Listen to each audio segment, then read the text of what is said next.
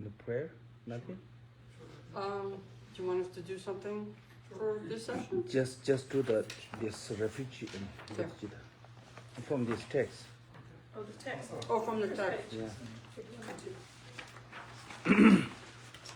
Okay. From the text, 1 and 2. Yeah. In the Buddha, the Dharma, and the Sangha most excellent, I take refuge in the enlightenment is reached. By the merit of generosity and other good deeds, may I attain Buddhahood for the sake of all sentient beings. In the Buddha, the Dharma, and the Sangha most excellent, I take refuge until enlightenment is reached. By the merit of generosity and other good deeds, may I attain Buddhahood for the sake of all sentient beings. In the Buddha, the Dharma, and the Sangha most excellent, I take refuge until enlightenment is reached. By the merit of generosity and other good deeds, may I attain Buddhahood for the sake of all sentient beings. Okay. Welcome back. So now go to the page 3. Actually, in the page 3, you will see first word said "ah." Yeah. In the Tibetan, I mean the Sanskrit language, there have two kind of "ah." Actually, one is a "ah" with the small "ah," which is kind of like a longer sound. So it means the "ah" is full and "ah" is a half. So "ah" like a half sound. According to the Sanskrit grammar, when two or more syllable comes, there's a meaning. But when come to the syllable singular, there's no meaning. Okay, so this should be "ah" without the "ah." So when come to the "ah" with a smaller "ah," as a syllable is a representative of the speech. Ahum. Yeah, ah. But this is not ahum, ah. This is ah is a singular ah. Singular ah have no meaning. You know, one singular syllable have no meaning. That is the symbol of a, what called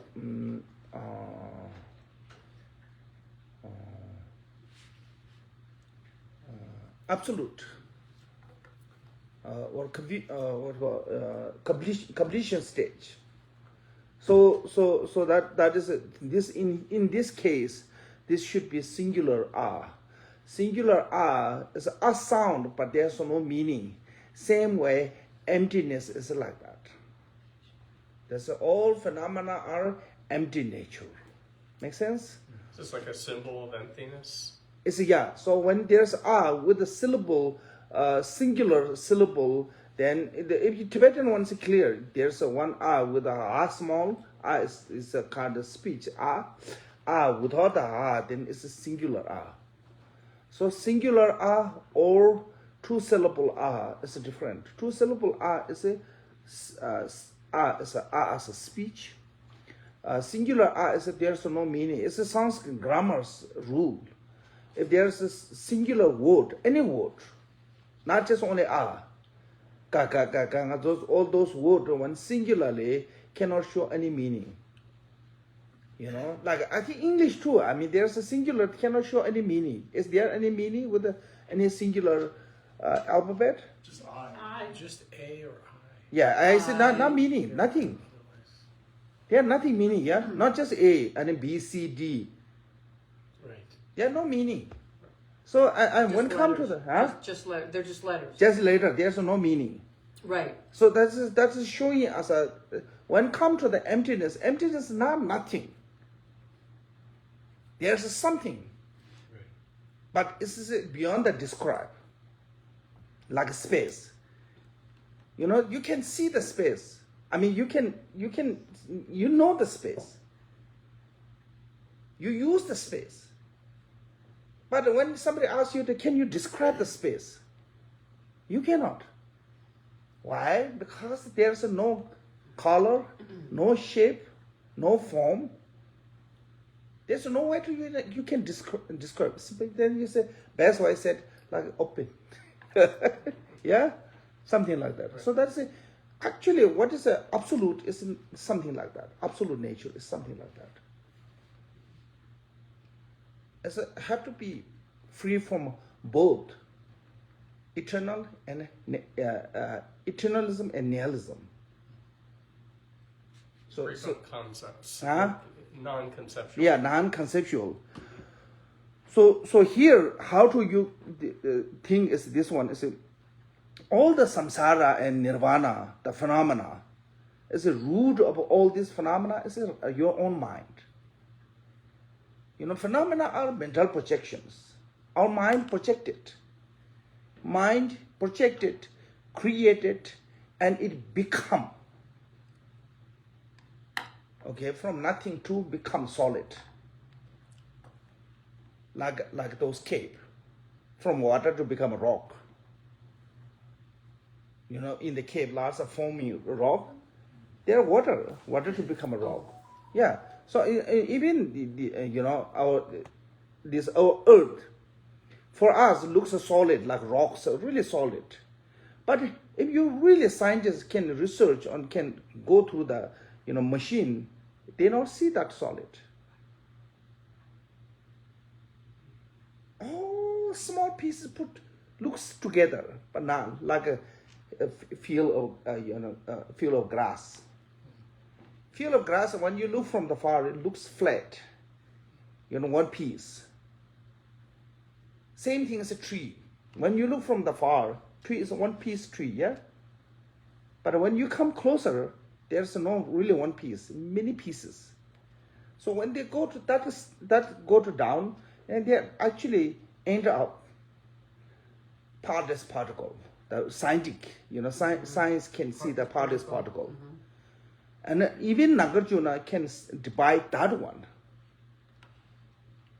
So there's no really solid phenomena that exists by individually. Make sense? So that is showing us that all the phenomena are mental projection. It's samsara and nirvana. What kind of projection you have, that's appearance in front of you. So when your mind is pure, it's become a nirvana. When your mind is impure, it's become a samsara. And when our mind is strong, negative emotion, it's become full of misery. When our mind is full of love and kindness, it's becoming joy. So this is not like sometimes we blame to someone, oh, they did this to me. Nobody can do anything good or bad. Your projection, how you perceiving, it becomes that way. So all phenomena are not really solidly exist. We create it. Our perception created that way. So that way, source of all this samsara and nirvana is the mind. Mental projection? Projection or perception? Perception, yeah, mental perception, yeah. All phenomena are mental perception, samsara or nirvana. So mind is a creator. So when you investigate the mind, you're not going to find the nature of a mind is emptiness. The mind is the creator of the samsara and nirvana. But the creator itself is empty. That is showing that all phenomena are empty nature. Yeah. But the characteristic of that empty nature is luminosity.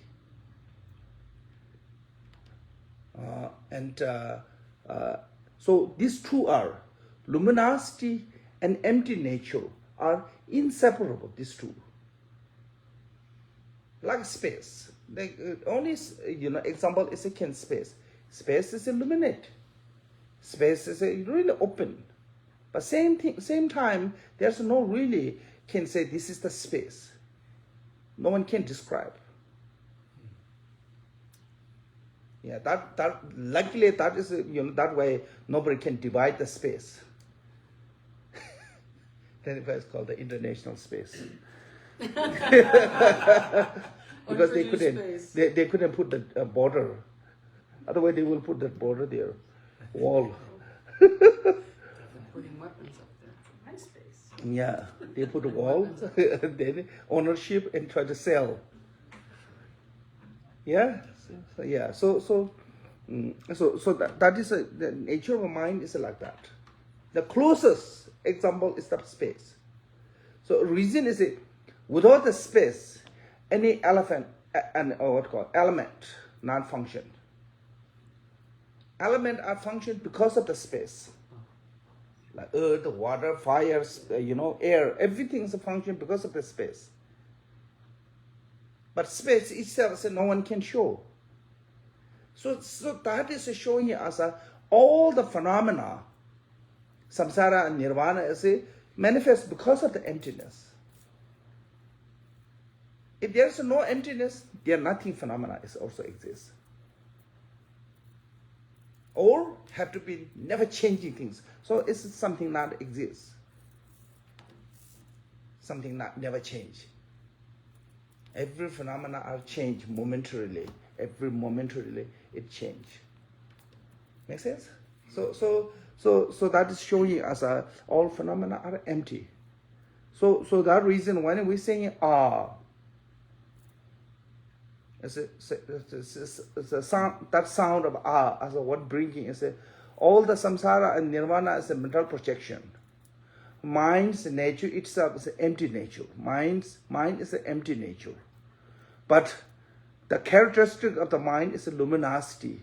So when so that way these two, empty and luminosity, are inseparable, like not two things. Inseparable. Luminosity is the emptiness, emptiness is the luminosity. Within the emptiness, luminosity, within the luminosity, realizing the emptiness. So that is, I think, meaning is one is I will come, one, and also how come that we think that all phenomena are empty nature, because we know everything change every single moment. Never stay in one entity. Yeah? State. Yeah, never stay in a state, the same state. Yeah. A same state. Yeah. Say never stay, never state. Never Remain same in the same state. Yeah, never Always changing. yeah. Never same state. Everything is a change every single moment. Sometimes we notice and sometimes not notice. Because only gross one is we noticing, but subtle one is not noticing. It doesn't mean that it's not changing. It's changing, but we're not noticing. So I think nowadays there's a camera. They can first put the regular, then put the slow motion. Slow motion or fast motion? How to do that one? Motion detection? Yeah. Detector? When you put that one, then you see immediately change coming. Oh. Time elapse. I don't know what you call that one. Time elapse? Yeah. They take it and then they speed up the Yeah. It's called time elapse. Okay, photography. Yeah. Yeah. So then you can see actually You the can normal see, yeah. normal eye cannot see those changes. Right. Like how flower coming out and how those all you can see, but Yeah. normal eye cannot see. So that is saying it's a subtle things Right. we couldn't see, but it's always a change come. So I think that is talking about the that state of that. So because in the Vajrayana, these two have to be union, wisdom and method, generation stage, completion stage, emptiness and compassion. Whatever name, but they two have to be inseparable. Like one hand, two sides, or one individual, two name. Different way to see, eyes and water. So similar like that. When it comes to the daily yoga practice, generation stage and the completion stage. So completion stage have to be first, because generation stage within the completion stage have to manifest as a generation stage.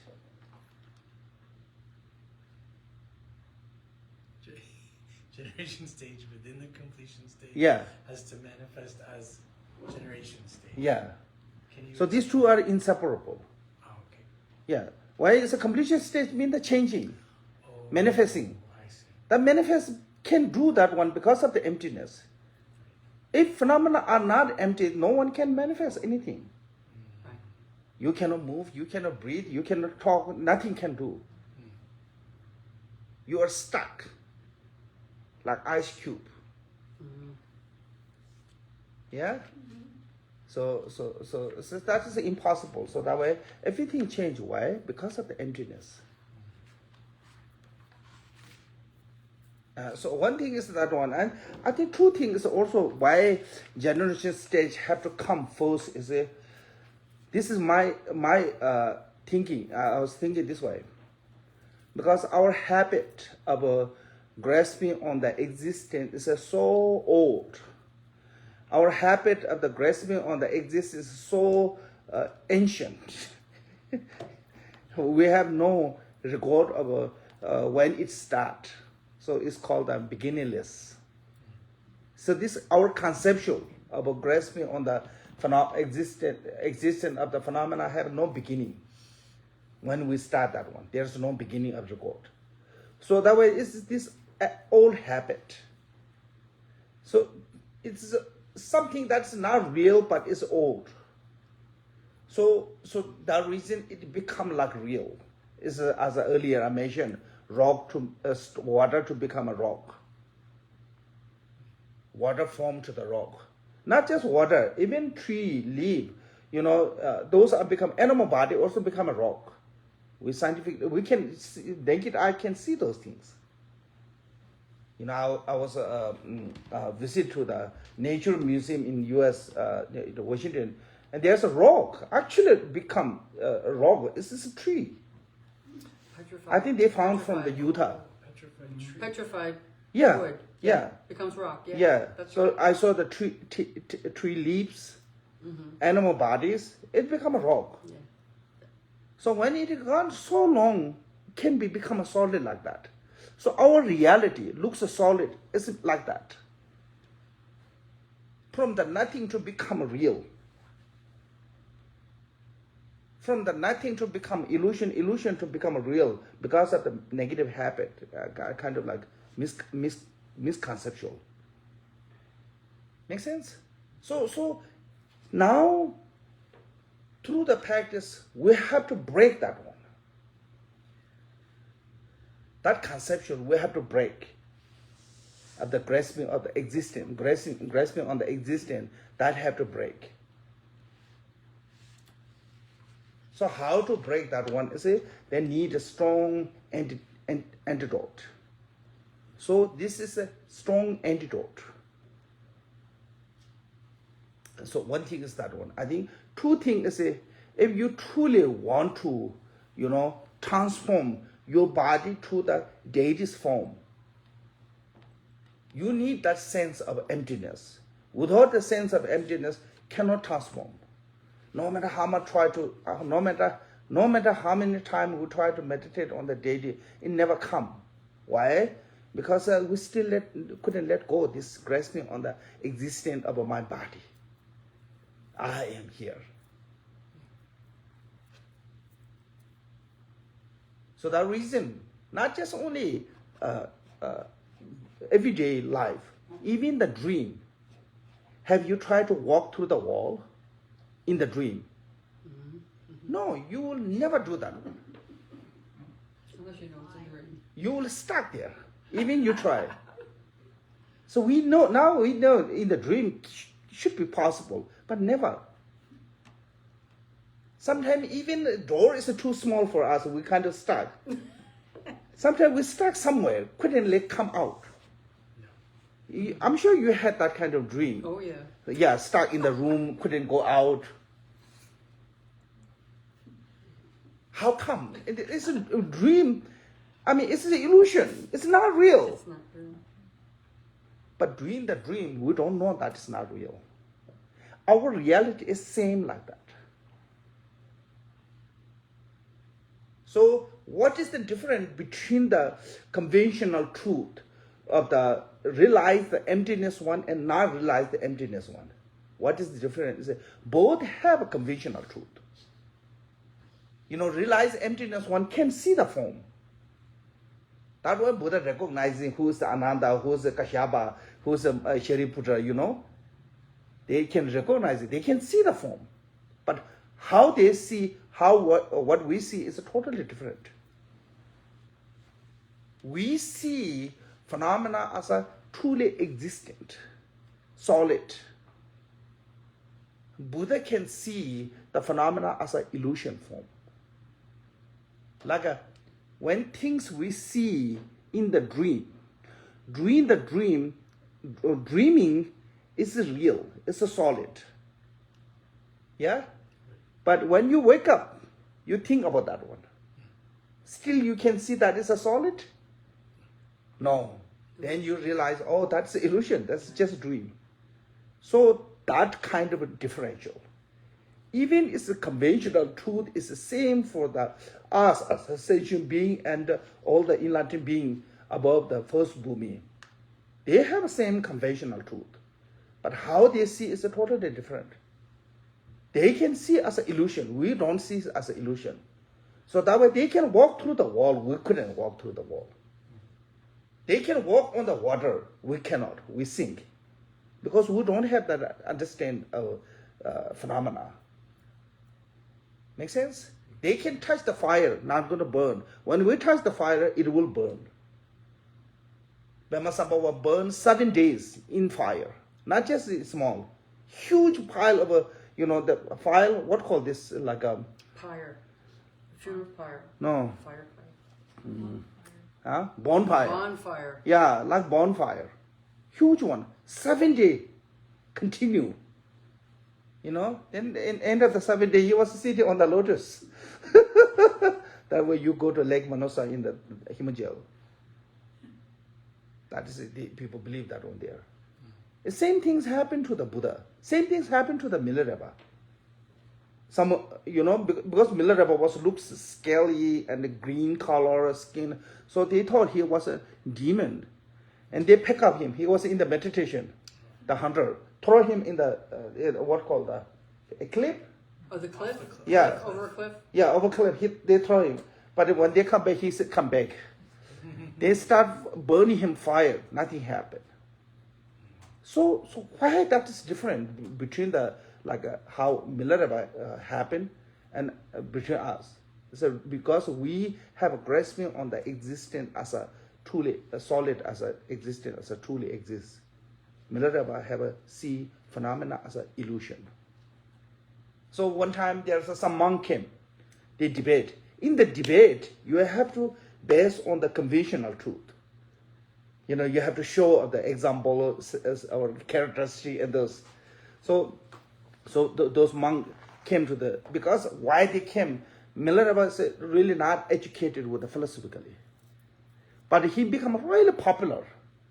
So they kind of a little bit jealous. So they want to come to prove that he is not a good teacher. So they want to debate. So Milarepa said, okay, I have one question to you, those monks when they come. What do you think the space is a solid or non-solid? So what do you think what they said? Non-solid. Yeah, space is non-solid. Of course, space is untouchable. Milarepa walk on the space, lay down on the space, he was playing with them. So he said, now what? They couldn't say anything. Then Milarepa asked second, because he's in the cave. He said, is the rock, this rock, is it solid or not? Of course, everybody says solid, yeah?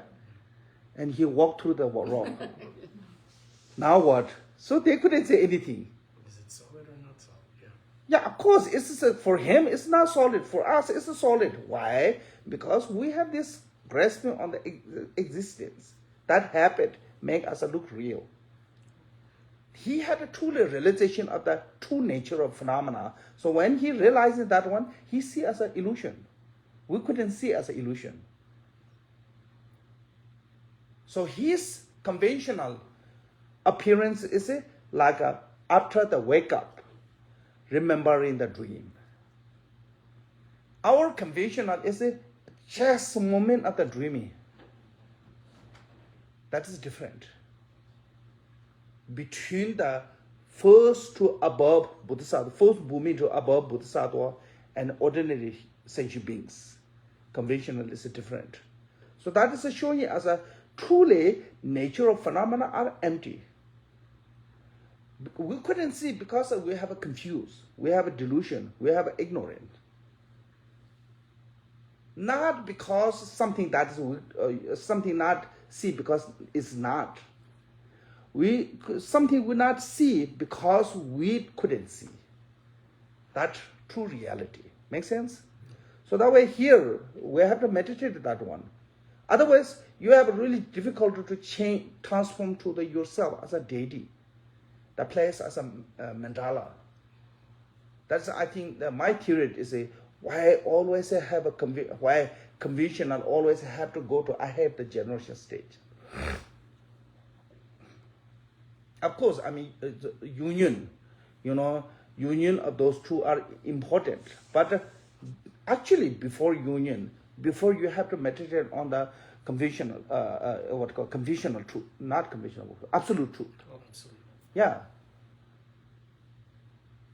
Absolute truth.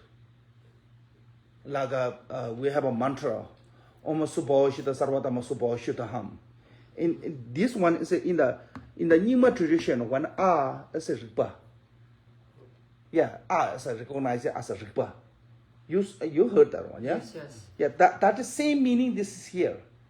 That Rigpa is actually what called the signless completion stage.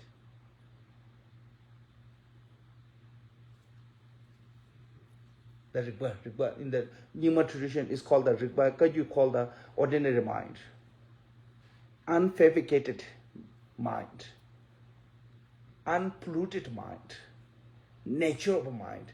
That is a different language. Some they use as a word of what called the Rigpa.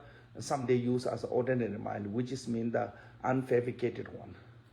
Make sense? Mm-hmm. So that meaning is expressing here. So we have to meditate. There, Yilaga, one of the one of the Kamaguchi's great master, his commentary on the Vajrayogini sadhana. Vajrayogini sadhana, there's a recited Om Subho Shita Sarvatama Subho, Om Yogashuddha Savatama Yogashuddha, Om Bhajanshuddha Savatama Bhajanshuddha. These three are the pure body, speech, mind is the purity. So that's the purity, is talking about the absolute pure. So I think this meaning is the same. So we have to stay on that state of nature. Within this state, then you can visualize it as a deity. So earlier I mentioned, according to the performing tantra,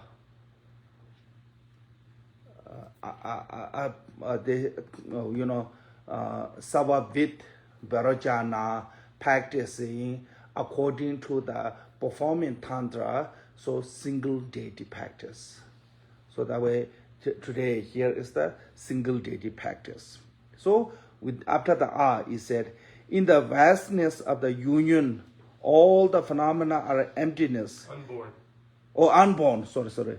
And all phenomena are emptiness, illuminating awareness. So vastness of unborn. So this one actually vastness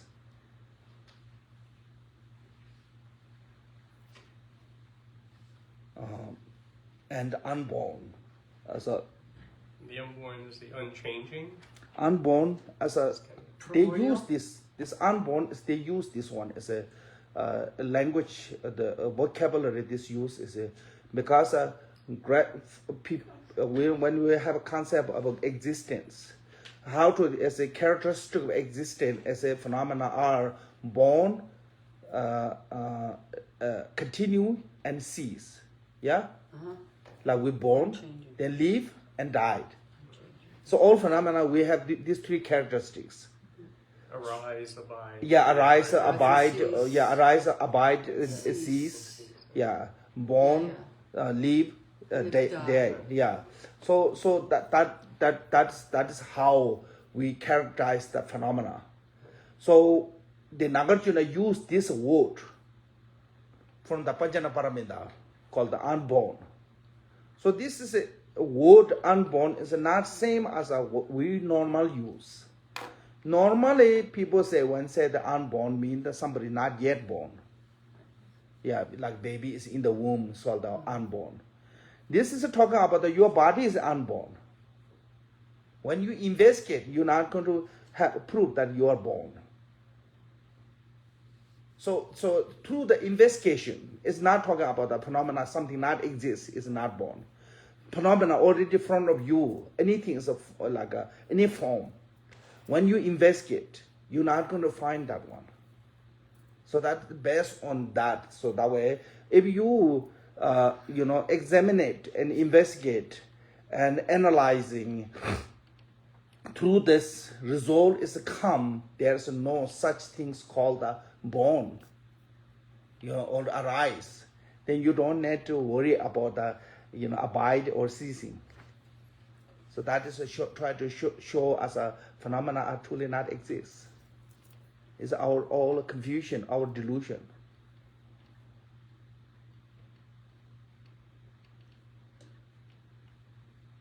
Right, they only arise, abide, and cease dependently, or no. So that way, conventionally. phenomena characters is use those three. Rise, abide, conventionally. But within the conventionally, when you analyze, when you investigate, you're not going to find that one. Yeah, so once you can prove that born is not exist, then you don't have to worry about the abide or ceasing. So that way Nagarjuna really emphasized on that. No birth. So I think that is talking about, they're using this word, unborn. Okay. Vastness is a show as a there's not nothing. If just say unborn means there's nothing, yeah? Vastness means something there. Like space. Space is really vast. But same time, you cannot show the space is this way. Make sense? Yeah? I think that's something like that. All phenomena are emptiness and illuminating awareness. So emptiness but illuminating awareness. These two have to come empty but luminosity. So all phenomena are empty nature. This one is in the Heart Sutra have a really simple way. All phenomena are empty of inherent existence. That is talking about emptiness. Means not just saying it's simply empty. Simply empty is easy to say. Yeah? Everything, something empty. One cup is full of tea, empty of space. One cup is tea is you drink the tea, it's empty of tea. So empty of something. So what is the empty of? So here the emptiness is talking about the empty of inherent existence. Why is called the empty of inherent existence? Because you cannot find any phenomena existent singularly, independently. You're not going to find any phenomena, independently. Lots of people say, "Oh, I'm, what called that, independent. I don't need anyone." It's lying. Right. We always need someone else. We always need some other. Unless we need 4 elements. Yeah? We say the ground of awareness. Is it the ground, the Yes. unborn ground of The awareness? ground of awareness, they use a ground because it's nature. So is it the unborn ground of awareness? Yeah, this is, so that is unborn. Yeah, so this awareness means the knowing, the ground. Ground is talking about the base. Base means the truth. Base means the true reality. So nature of mind is called the ground. Right, which is confusing. Yeah, so that they use as a ground. Because why is it used as ground? Because there's a ground, that way anything is manifest. The base on that. So that is the base. That is the source. So earlier I mentioned, samsara, nirvana is a manifestation of the mind. So that is the ground of the samsara and nirvana. Everything come from the mind. So that we call the ground is talking about the nature of mind. Yeah. And mind is this empty luminosity. Yeah. Right? That's Yeah. the nature. Yeah. But so this one is like in the Mahamudra they use as a ground Mahamudra, pad Mahamudra, resolve Mahamudra. So when they said ground Mahamudra, it's simply talking about the nature of your mind. In the other they will use as a Buddha nature. It's the same. Ground Mahamudra, Buddha nature, yeah, nature of mind, those are all same. And it's the unborn mind. Yeah, that's the unborn, because nobody produce. Right. Now nobody can produce. Like, who is the artist for the space? Right. You know, who create the space? Nobody. Yeah. Nobody's So, yeah, so that way it's not born. Right. You know, primordially exists that way. Something is in nature. Primordially, unchanged. That way called the unfabricated one. Make sense? So I think that's the same.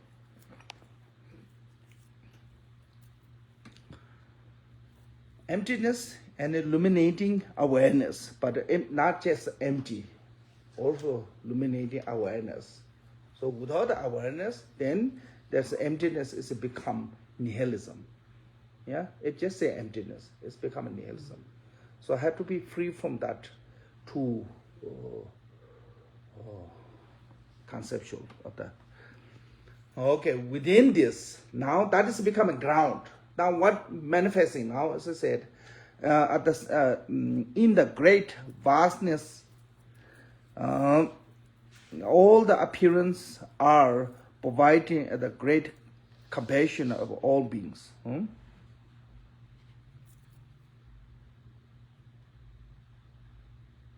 In the great vastness, as all appearance provided by the great compassion for all beings, a multicolored lotus appearance.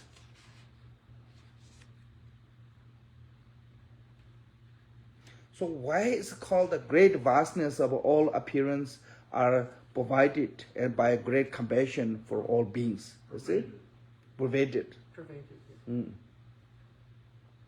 So great pervaded of all appearances is talking about the nature itself. Like space is provided everywhere. You're not going to find anywhere there's no space. Space is provided everywhere. You know, Dharma Dhatu is provided everywhere. That way I say the Dharma Kaya is provided everywhere. That's the same here. In the jewel ornament, if you read in jewel ornament said, Dharmakaya is provided everywhere. Like space is provided everywhere. You're not going to find any phenomena which is not have Dharmakaya, suchness, emptiness. Yeah. So I think that is talking about here, that the great vastness, all the appearance are provided. That great vastness is talking about the nature. But great compassion for all beings. Even they are state of the great vastness of the all providing of the Dharmakaya, in the state of the Dharmakaya, because of the compassion, they manifest. In Latin, body is the embodiment of the bodhicitta. When in Latin manifesting form body, how they not have conceptual of I want to manifest here this way, I want to manifest this way. It comes spontaneously. Why? Because when they are bodhisattva's path, they train that way. So that is showing us right now, our prayer not going to see the result immediately. But when we pray, one day when we become a Buddha, and all those prayers come result spontaneously. So that way prayer is important. You can put prayer much as you want. Your greatest prayer, you make that one. So one day it becomes true. Whatever you put a prayer. If you put a small prayer, when you become a Buddha, your enlightened activities become really small. So if you have a great compassion, great enthusiasm, great heart to want to benefit every sentient being, and you will have that kind of quality. So all the Buddha manifests three. I have a manifestation of the enlightened beings to the samsara have three causes. Compassion of the Buddha, aspiration prayer of the one Buddha before the enlightenment, before he achieved the enlightenment, when he was a Bodhisattva path, and karma of sentient beings. When those three come together, you will see Buddha.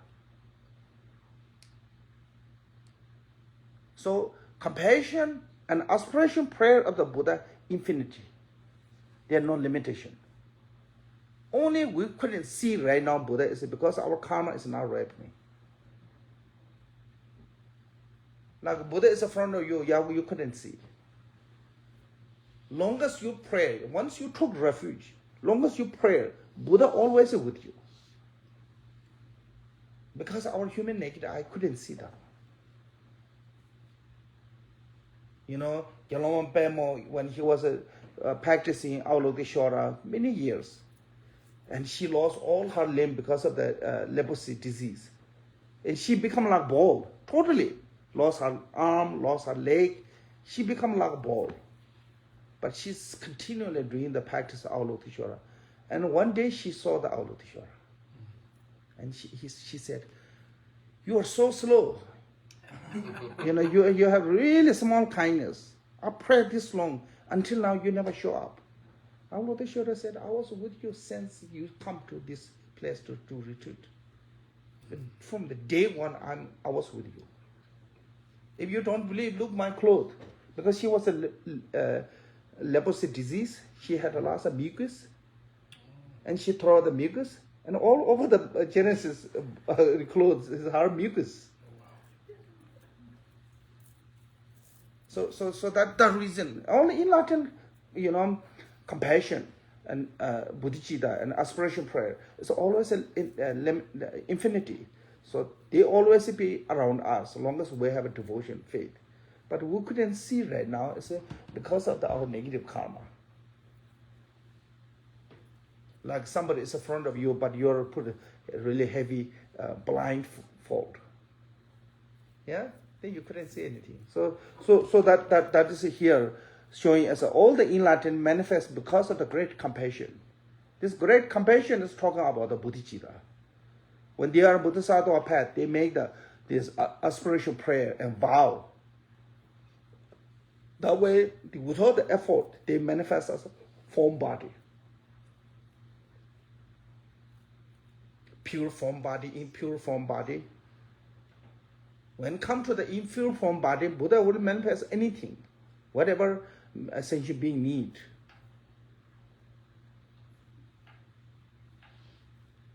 Water, tree, heart, the fire, anything sentient being need, Buddha will manifest that way. So that is because of his immeasurable compassion. So that huh? Well, I didn't mean to interrupt you, but I wanted to ask, in some other teachings that I've gotten, the great vastness and this compassion in this phrase, I thought that was associated with the mandala of Samantabhadra, that somehow that was an expression from Samantabhadra. Yes, every deity are same. So It's not just only one. Every deity are same. So you heard first from the Samantabhadra's Dala, that way, before you think it's only Samantabhadra. It's all Buddha are same. Okay. Yeah, and all the Buddha's quality are same. Vastness is a great compassion. There's no different. So all Buddha become one. Like when all the water reach to the ocean, it's become a one. You name as a Pacific Ocean, Atlantic Ocean, but actually you cannot divide them. It's just ocean. Yeah? So same. All in Latin is just one. Yeah, Garcher Rinpoche says that if you practice one deity, you practice all the deities. Yes. Right. Because they're all the same nature.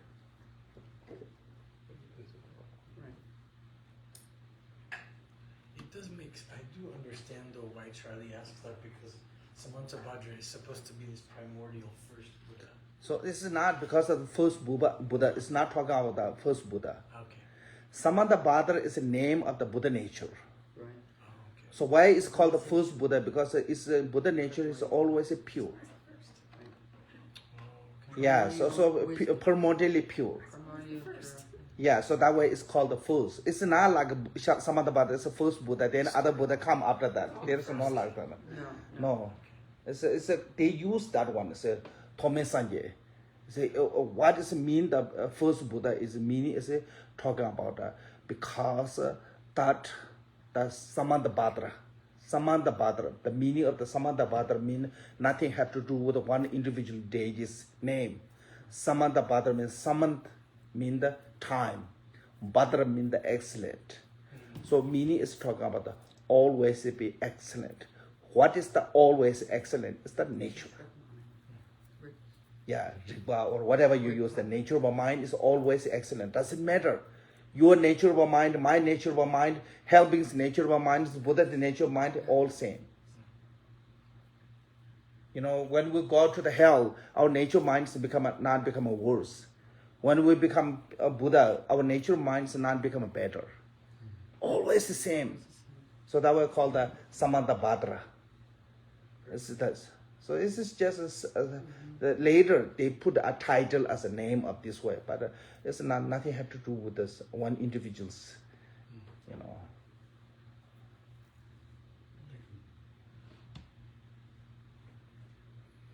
Okay, so how manifests as Rupakaya? You know, when we visualize in deity form, that's called the Rupakaya. Rupa means the form body. Form body, in Latin, they don't have a particular form. It's all is a manifestation of the compassion, of the accumulation, of the aspiration prayer when they were Bodhisattva path. That way, some different color, different shape, different form, and different manifestation come because of those aspiration prayer. Actually, there's nothing really, something that is, they are something different there, you know. Make sense? Mm-hmm. Yeah. So all those different ones, basically come from when they are Bodhisattva path, they make the vow, they make the aspiration prayer, they make the commitment. From that, become different form, different body, different activities, like we call the healing Buddha, wisdom Buddha, compassion Buddha, and then lots of title come say everything have to do with their when they were Bodhisattva's path, what kind of a commitment they make, what kind of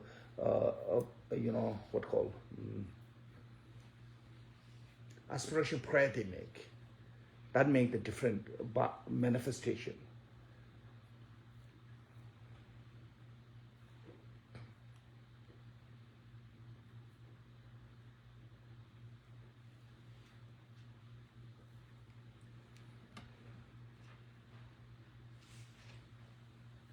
Okay, so with a compassion for all beings, multicolor lotus appearance on the which is the moon disk. On that, my own mind appearance white om. So here, deity's body color is white, and seed syllable is om. So I think there's a Buddha Vairochana have two kinds of seed syllable, or the five Buddha family, two kinds of seed syllables. One seed syllable is drum, because the Buddha Vairochana is related to the enlightened body, so that way the drum comes. But also these five Buddha family, there's a five syllables. Syllables? Syllables. Om, ah, hung, tam, shi.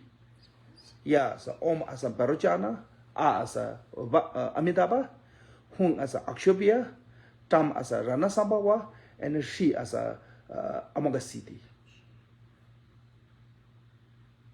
So you can see Om, Ah, Hung, Tam, Shi. That is a five Buddha family, is a seed syllable. Based on that, here is a seed syllable Om. But because this is practice of the Buddha Vairochana, that was seed syllable Om. But that Om is also not really just Buddha Vairochana. Your own mind, your own awareness as a manifest as a form of a Om syllable. So because when you visualizing the deity, you have to know that three have to be inseparable. Your mind, deity's mind, and Guru's mind. One, those three minds are inseparable. So when you visualizing the deity, so that way I said that my own mind appearance are white Om. So that is a seed syllable of the Buddha Sarwabid Vairochana, and also your own awareness and Guru's wisdom mind. Those three are inseparable as a manifest as a Om, seed syllable. So why have to be on the lotus and moon disk? Like lotus is like a womb. Sun and moon is like a semen and blood. So like because we are born from the womb, So this is a symbol of a purification. Okay, so that way, moon disk on the moon disk and your own awareness as a Om syllables. Light radiate from the Om and return the transform me into the blessed Victoria Sarwabid. So light radiate. So when light radiate from the Om, there's a true benefit perform from that light. You have to take time when you're visualizing. What true activity perform is a first light radiate, and to the 10 direction of the top of the light, all various kind of offering object, and offering to all the Buddha and Bodhisattva, the 10 directions. Okay, and they accept for your sake. So that way this is called your own benefit. So the true benefit performed from this light radiation. Okay, your own sake, Buddha accept. So when we offering to the Buddha, sometimes people saying, "Oh, we are Dharma practitioner, we don't need too much. It's just symbol is important."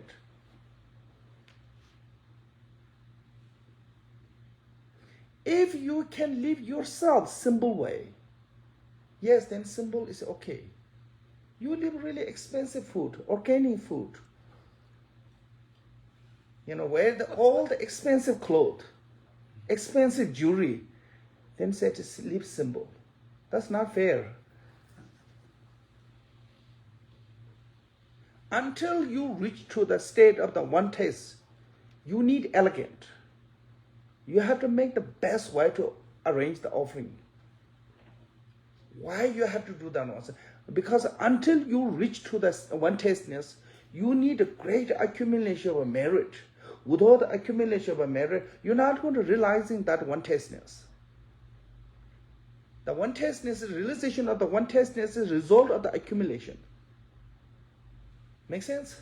So if you want to realize in that one, you have to accumulate the merit. How do you accumulate the merit? Say, arrange those offerings, physically or mentally arrange. So sometimes I don't understand. Some Lama also saying, "Oh, we Dharma practitioners no need this, too much. It is just attachment, too much attachment. Just symbol is better."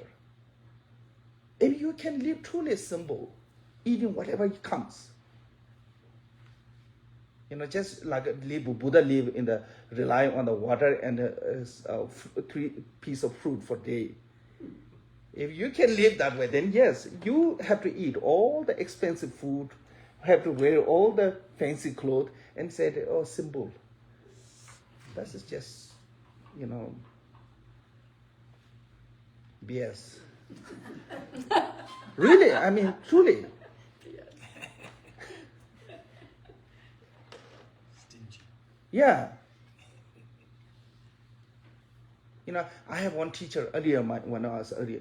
He was a really tight hand. But when it comes to the offering, he's really loose. Even our monastery is really poor that time.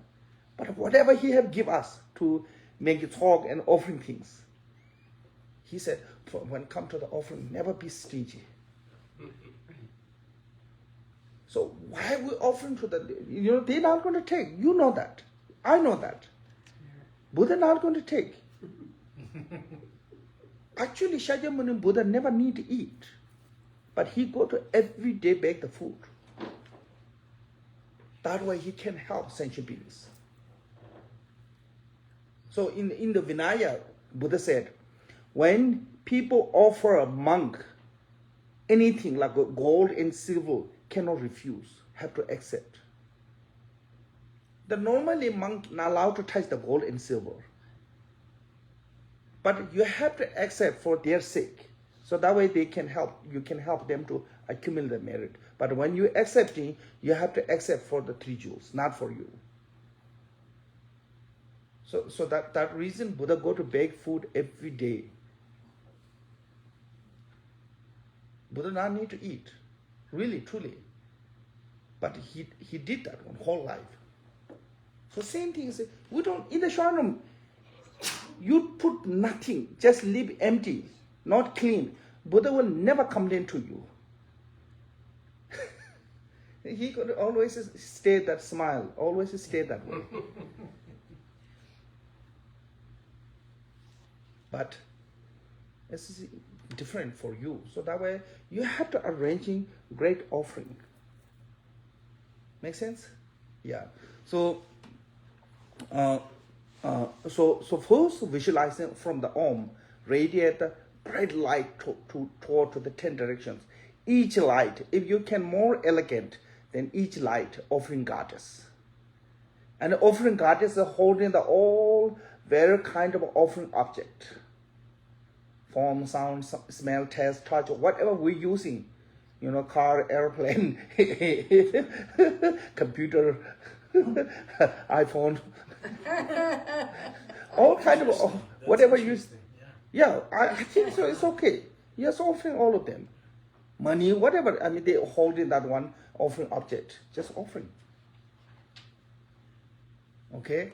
Then you visualizing all Buddha and Bodhisattva accept for your sake. Because the more you offering, you will accumulate the merit. That's the benefit for you. That's first benefit.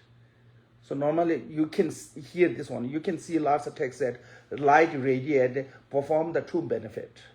This is the first benefit of your benefit.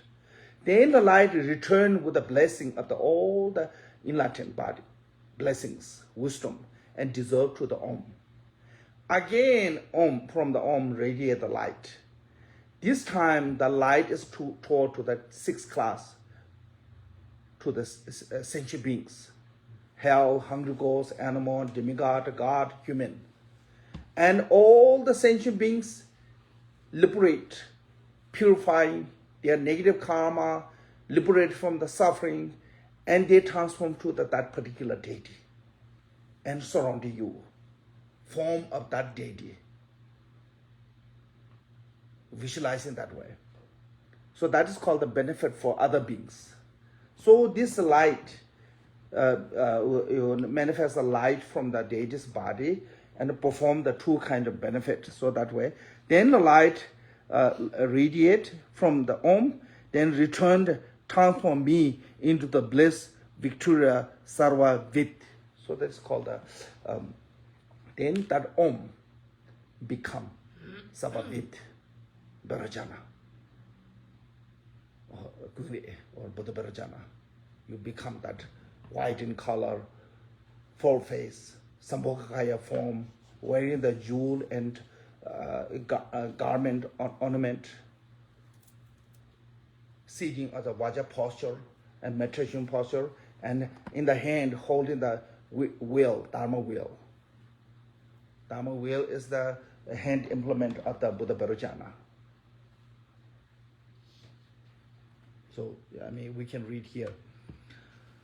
I radiate the moonlight, so a bit.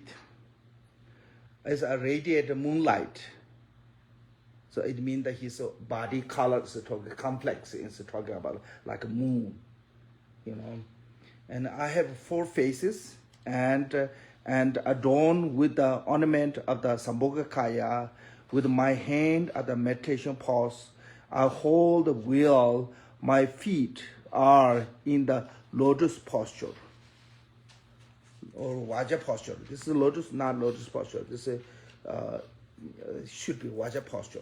Vaja posture and lotus posture is different. Lotus posture is what you sit, is lotus posture. Vaja posture is a sit like this. So cross. So that this should be Vaja posture. The Vajra is a little Yeah. harder to do, right? So this is Vaja posture. It should be a Vaja posture. This is, I'm saying it's a translator misunderstand. Oh, No. it's supposed to be Vajra. Okay. So are the 4 faces in the 4 directions? Yeah. 1, 2, Yeah. 3, 1 Yeah. looking back. Yeah. So with this Buddha have 4 faces. Its meaning is I will discuss later. Yeah. So in the last line, the feet are in the lotus posture, the hands are in meditation pose. So meditation pose is actually Vajra posture. No, meditation posture is here like this. It's Oh, this. Yeah, the this is a normal- meditation posture. Right. Okay. I thought it was in this translation. No. Lotus posture and a Vaja posture is a little bit different. Slightly different. How you sitting is called the lotus posture. Right. Is this? That's a Vaja posture. This is a Vaja posture. Oh, when they meet. Yeah. Okay. Yeah. Yeah. You see, yeah, I thought it was like Vajra. You can do it for some time. Your maybe thumbs, your feet are in facing- this group, maybe I don't know, Candy can do or not. So other than you, maybe no one can do. Yeah. I think he Yeah. can do it. It's Yeah. hard. For a short time. We are outdated, expired one from that. It's too late. Yeah. No, it's actually it's hard, but if train is become easier. It's okay, but it's just how the Buddha Vairochana is sitting. Okay. Then appearance vividly, but without the inherent existence. So it's like a clear, like a reflection on the moon in the water. So now, before that, so we have to think about the characteristic of this generation stage. Then you will know what it means that apparent vividly but without the inherent existence. When we visualizing deity, you have to know the characteristic character. Can you say character? Characteristic of the generation stage. So what is the characteristic of the generation stage? First said clarity. Clarity means that you have to visualize it. You have to learn how to clearly visualize it. So you have to use a picture or a statue or something that try to see clearly the body or appearance of that particular deity. Okay, clarities. And the purity means that you have to know the meaning of the purities, because all the deity, they have their own purities. So inner quality as appearances of form, like for example, this particular deity, white color is a symbol of pacifying activities. And there are 4 phases as a symbol of a 4 enlightened performing the 4 enlightened activities. But central phase is the facing to the east. That's showing as a mainly as a pacifying activities. Then same time they perform the magnetizing, increasing, wrathful. Those with the 4 phases are a symbol of that one. But the central phase is east. So that way as a showing as a pacifying activities. Are they different, like Not different color. like wrathful? Or No, are they all the no, same? yeah, also. All the same, and they're white. Then those all jewel ornaments as a symbol of the joy. We know that expensive jewelry not going to make you happier, but still people believe that is a sign of happy. When you especially success, happy, so when you have sad a little bit, then you go to shopping. Retail therapy. Yeah. So that is your therapy. But so that is showing us we think that when we gain more material, we become happier. It never become that way, but people believe that one. So this is based on how people believe. So people always believe when somebody live with a luxury life, luxurious life, then they think they have a great life. Not necessarily. No, but people always believe that. Well, yeah, that's society. Yeah, it's not true. Same time we think that way. It's like when somebody driving a really fancy car, and you in your mind you think, "Wow, this guy is really lucky, have that great car." You get that one. I get sometimes that way too. When somebody's driving like really nice vehicle, I say, "Wow, that's a really nice one." Must be he or she is really happy. But we know that's not happy. Not come from that happiness from the other. But still, we without thinking, it's come that way. Yeah. So that is a human nature. We believe that one. So that way Buddha is called the enjoyment, form of enjoyment as wearing the jewelry. Make sense? It's a jewelry. Nothing have to do with the enjoyment. Enjoyment is inner enjoyment. When you have a truly realization of emptiness, you get the enjoyment. It's called that. Right? Yeah? The bliss. Yeah, bliss. Would The be bliss. enjoyment, right? It's called endless joy. Okay, endless joy and non-afflicted joy. Non-afflicted joy? Like no afflictive emotions are Yes. Yeah. So sami dewa. Yeah. unafflicted. Yeah. So that is a inner realization, but that one cannot see. So that way to show the appearance of the form is that way, like a medicine. When you look the pill, you cannot tell what it is, for what. But if you look the outside the bottle, then you can tell. Oh, this is this vitamin. This is this. Name of the medicine, benefit of the medicine is all on the outside of the bottle. So similarly, deity appearance that one. So you try to have to understand the true meaning of why this deity is appearing this way, why this deity have this color, why this deity have this many arms, this many face, this many legs, why this is wrathful, why this is peaceful. So those all is have an inner quality as an appearance, as an outer. So that way you have to know that called the what called purity. That's called the purity. Then of course third one is called the divine pride. Divine pride means that actually it's a kind of like a self-confident. I'm not sure it's the correct word for using divine pride. So you have to be self-confident about I am the deity. I'm not imagining. I'm not pretending. Conviction. Yeah, conviction. Yeah. That you're the deity. Yeah, I am the deity. Yeah. You need that conviction. Yeah. You need that confidence. You need that trust. So that one is a really important part. That's the most important part of that. If you cannot clearly visualize, If you don't know the pure meaning, it's okay. But if you don't know if you don't have the confident conviction, then not okay. Make sense? So then on that also there's called the empty nature. Empty nature means the illusion form. Like here they use as a moon reflection in the water. Reflection on the mirror, reflection on the water, mirage, illusion of body, like magicians manifesting animals. Those all same. There's no exist, but still you can see. So that's called the empty nature. So like a this, rainbow too. yeah, like rainbow. So this means when you're visualizing the deities, that body is not solid like a rock, not solid like a metal, or that deity's body is not like a flesh or bone like we have. Had to be illusion body. So that one is here. It mentioned here. It said appearance vivide. Vivide means clearly, but without the inherent existence. So it's not really solid existence. It's an illusion body. What is vivide, but without inherent existence? It's clear like the reflection on the moon in the water. Moon in the water, reflection of the moon is not inherently exist in the water. There's no moon, but you see clearly the moon there. So deity's manifestation is something like that.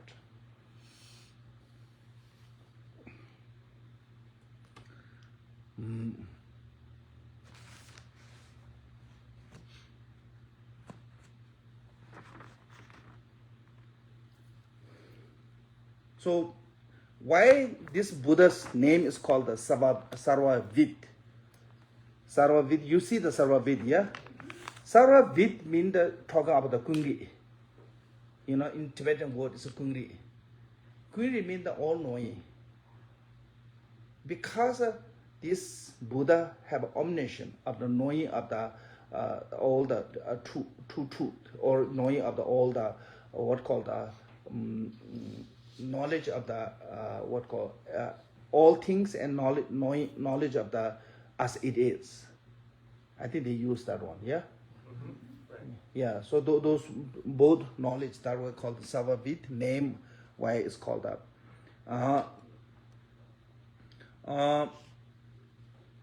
And why it's called the Vairochana. Vairochana means even within the state of that wisdom, but because of the what called the sentient beings, they manifest various different kind of appearance. Number na means the appearance, variety appearance. It can say a variety. Yeah. So many different appearance, many different manifestations of the family and mandalas. And why is it white? Because it's two kind of a purity. What called the naturally pure, and purity of the nature and purity of the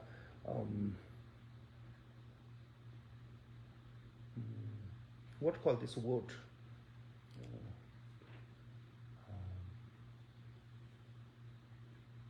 There's one English word, like temporary. Something, the purity of the temporary, I think. No. Momentarily. No. What called this? Transitory? Changing? Transition. There's one vocabulary always used now for that. Not transitory?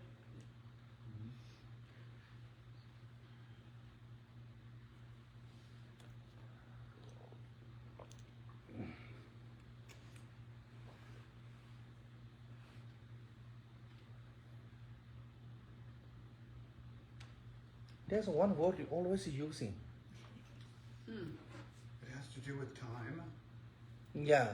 like the moment. Yeah, it's something like that. Temporary defilement. It's something like Oh, temporary Tenzin. defilement. Advantageous. Adventitious. Oh, adventitious. So yeah, the defilement of Adventitious. the Adventitious. purity from the naturally pure and purity from the adventitious. Adventitious. So that's called the two kind of purity. So even your afflictions are pure? Adventitious. Yeah, so Because that's they're advantageous, right? Adventitious. both are pure. Right, they're So both pure. yeah, But the I mean we adventitious all naturally is- pure, right, yeah. but we are Like your adventitiously afflictions are not pure. adventitious, Yeah, They don't, Adventitious. yeah, Not part of. yeah. Not part of. So that way his Yeah. body is white color. And because he have a 4 different type of realization, I mean, four kaya, result of the 4 kaya, and the lord of the 4 family,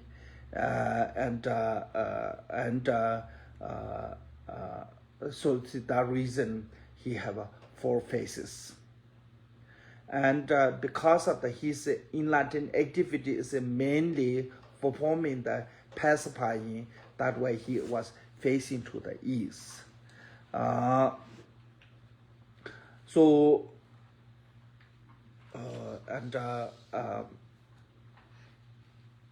Even a variety of manifestation still within the state of the Dharmakaya, so that way meditation posture. And his leg cross is free from the extreme of samsara and nirvana, beyond the samsara and nirvana. So things like that, this kind of a reason he manifests as this form. So those are, can say, purity. Yeah. So with this, and you have to visualizing that deity. Khenpo, I'm sorry, the generation stage is where we are, right? Yes, we are talking about the generation stage. And you said the generation stage qualities were clarity of vision? Yeah. And then you mentioned purity, but I didn't quite understand. So there's sometimes 4 characteristics, sometimes 5, sometimes 6 actually. So when talking about the 4, first is called the clarity. Clarity you understood. Yeah. You have to visualizing clearly. Even you try to see the eye color. Eyebrows or Yeah, yeah. Everything try to see the clear. That's called the clarity. Purity is talking about the inner quality as an appearance of the outer manifestation. So that way I just read this. All the meaning is why he appearing this way, because of those inner qualities. So those inner quality as a manifest as a outer appearance, that is called the purity. So we don't have any purity. What we appearance, all are just our native karma. But the enlightened manifestation, they have a purity. Or whatever they appearance, that appearance is a result of the inner quality. So that way it's called the purity. So even the manifest form is not like a negative karma or anything. It's just have a pure meaning. Right. So you can say whatever appearance, they have an inner meaning. Yeah? Can say that? There's a pure quality to Yes. the way that they appear. Yes. So we need to see it that way when we visualize. Yes, that's the second. And third one is called the divine pride, conviction.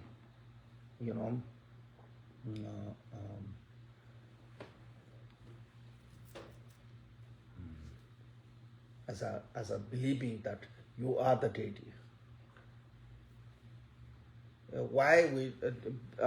How we can be convict that one is because truth is our nature of mind and Buddha's wisdom mind have no differential. Nature itself is the same.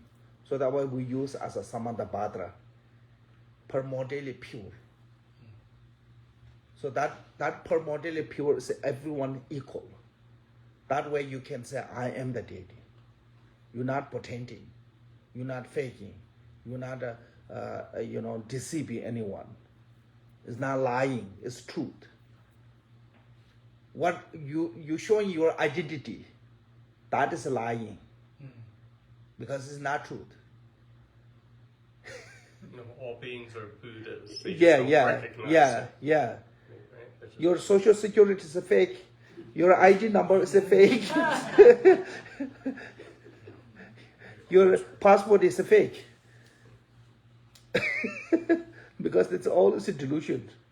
Money. Yes, forget about those things. Even who you being existing of yourself as a fake. So rest is, of course, there's nothing to. But who you are, truly who you are, is that you are the primordial Buddha, called the Samantabhadra. Pure, naturally pure. Make sense? So then, fourth one is called the empty nature. So you have to visualizing that deity as an illusion form, Rainbow-like. Totally clearly appearance, but no, you don't need to visualize it as a deity, any like a blood, bone, and kind of object. They are like a rainbow. Totally appearance, but not solid. Like a reflection moon in the water. Clearly you can see moon there. But when try to catch the moon, no one can catch the moon. Make sense? So that reflection can do both benefit or harm. Harm is there's one story. When you dilute it, when you see that reflection as a real and get harm. So there's one story. There are a bunch of monkey, like 500 monkey or something. So a bunch of monkey live on forest. And one monkey looking in the well, and he saw the moon in the well. Then he said to the rest of the monkey, oh, moon fall down in the well. We have to rescue the moon. So one monkey hold each other hand, and that last one hold the tree branch, and all try to pick up the moon, and the branch broke. And all monkey got into the well, and died. Oh. So we are like that. We see non-existent as a truly, that way we're fighting, we doing all those things like a monkey fighting for the try to rescue the moon. Our reality is that, no different than that.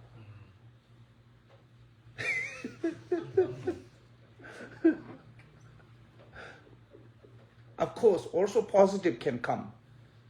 Saraha realizing that emptiness by looking on the reflection on his skull cup.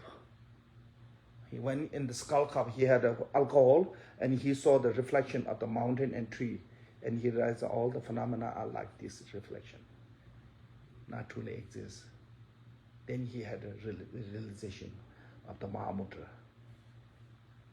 That's a good meditation. Yes. Meditate on reflection. Yes. Yeah. So if you not just only look the reflection alone, you have to see every phenomena as not different than this one. Right. An illusion like in a dream. Yes. So that way this is called the empty nature. Yes. Not solid, not inherently exists, but clearly appearance. Mm-hmm. So if you have a time, just rest here with that meditation. And just we got here, yeah? Here, the moon in the water, just stop there and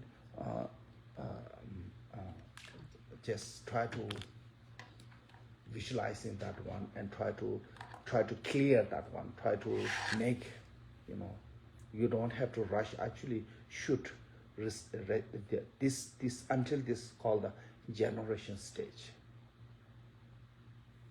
So this generation stage main purpose is what is it? Because we have a really strong attachment to our place in our body. That's it. Common to every human being have this strong attachment. That this meditation help you to cut the attachment, reduce the attachment. Then slowly not become a me. When you go meditation like this and you cut the attachment, being existing of me.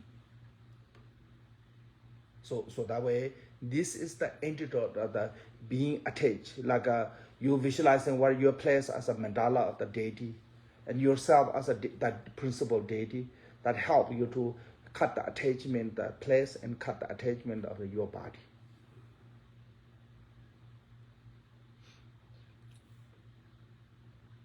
Because we have what is the strongest emotion we have? Self-grasping ignorance. Yes. Me. I. Ignorance. Not really. Fear. We're not that ignorant. Well, ignorance of the way things really No, are. we're not that ignorant. We have some awareness. I don't know about that. Attachment. Attachment is full of us. Every single corner there's attachment.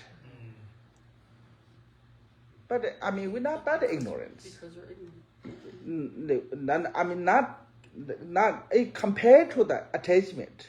Ignorance is not that great. We have some awareness. We have some understanding. We have some wisdom. But attachment is full. I think strongest emotion is attachment. So if you look, the mind training teaching said, whatever strongest afflicting emotion, eliminate that one first. So we are desire one.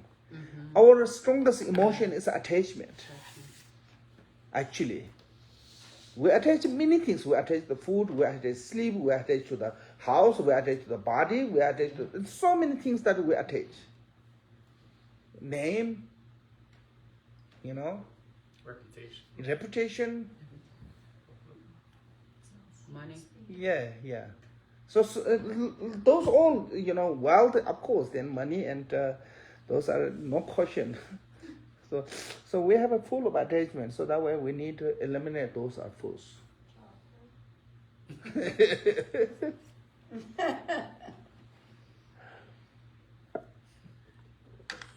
Sometimes even we have nothing, but we still attach. I'm wonderful. For no reason, I'm wonderful. I've heard people say that. Yeah. But we no need to reason anything. Just think, oh, I'm wonderful. I'm amazing. I'm great. Then we attach on that for no reason, because we habit. So this is the antidote of how to eliminate that attachment. But this is a problem. Buddha's time. Buddha said, need to detach your body, need to detach to the name, place. Attachment is not good. You have to cut the attachment. How to cut the attachment? Meditation on the ugliness. The ugliness. In the sutra, they meditation on the ugliness. That is the method. So when they start meditation on the ugliness, then they start hating themselves. And they feel disgusting themselves. So they start killing themselves. They said, this is a way to eliminate, because this body is impure, disgusting, suffering. So all problems start with this body. So I will eliminate myself from this body. So within the half month, more than 60 monks killed themselves because of that thought of how to cut the attachment. So Buddha said that's really wrong. Yeah. Never do that. Reason is, I think, when we said don't attach, it doesn't mean to don't take care. Like Shantideva said, your body is one of your worst enemies. Compared to any enemies, there's no worse than your own body who can harm you. But without this body, no one can reach to the enlightenment. So you have to cherish this body. Make sense? So attachment and take care is different. You cannot lose your caring when you meditate and try to cut the attachment. So that way, deity yoga is good. When you meditate on the deity yoga, it cut the attachment, but same time you're not going to have this disliking feeling of disliking, feeling of what called disgust. Yeah, feeling of hatred that not come. So same time you cut the attachment, same time you have a feeling of love for yourself because you manifest as a deity. Make sense? Well, that's a divine pride, right? Yeah, yeah. So As opposed to egoic pride. yeah, Right? yeah. So that way, that like one of the Drupageji master called the Gozamba Gobodoji, his method how to meditate on the loving kindness. If you cannot meditate yourself, love, what do is it transform to the deity? When you transform to the deity, then you will love yourself, no matter what. Because truth is a lot of people, they don't like themselves. I mean, I don't like my voice. I don't like my look. Really, truly. Lots of people don't like themselves. Nobody wants to listen to their own voice. Unfamiliar, I think somehow I really don't like listening to my own voice. Beth said you have to listen your own voice to correct your English. I couldn't. I feel like my voice is the most hideous voice. Oh, no. I really feel that way.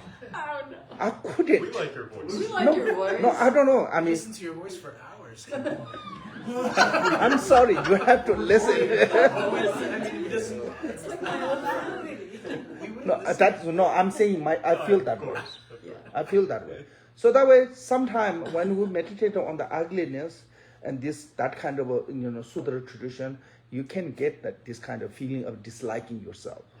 So that way, Gozamba Gobodoji said, how to meditate love. If you cannot love yourself by looking ordinary way, then transform to the deity.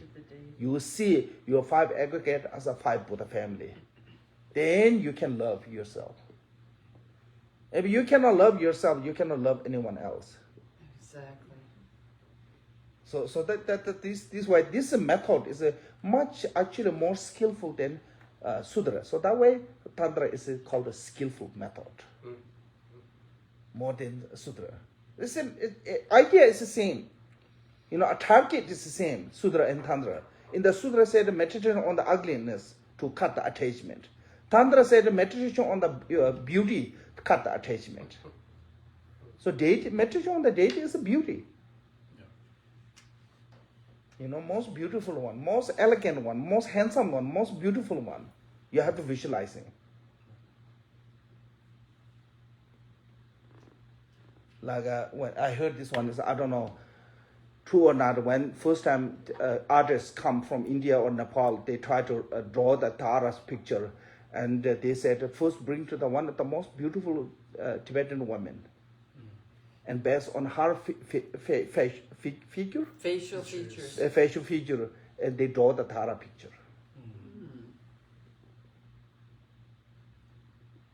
So that way this is showing as I